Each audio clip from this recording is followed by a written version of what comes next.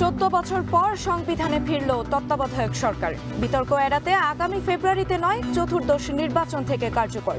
গঠন কাঠামো ঠিক করবে আগামী সংসদ। দেশের সর্বোচ্চ আদালত আপিল বিভাগ আজকে যে রায়টি দিয়েছে, আবার তত্ত্বাবধায়ক ব্যবস্থা ফিরে এসেছে।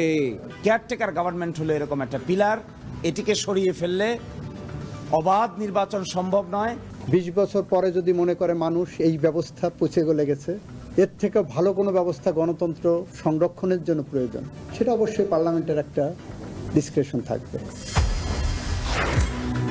হাসিনার রায়কে ঘিরে ট্রাইব্যুনালের 3 বিচারক ও প্রসিকিউটরদের হত্যার হুমকির ঘটনায় 4 জন শনাক্ত, আটক 1। আফজাজুলের জেরাকে ঘিরে এজলাসে হট্টগোল। আন্দোলনের নামে পুলিশের ওপর হামলা নয়, মনোবল ভেঙে গেলে জনগণকেই ঘরবাড়ি পাহারা দিতে হবে, বললেন ডিএমপি কমিশনার।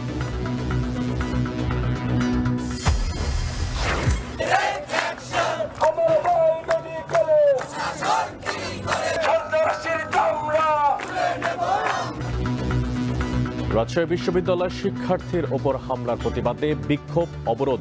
শিক্ষক নিয়োগে কোটা বৈষম্যের অভিযোগে রাঙামাটিতে 36 ঘন্টার হরতাল।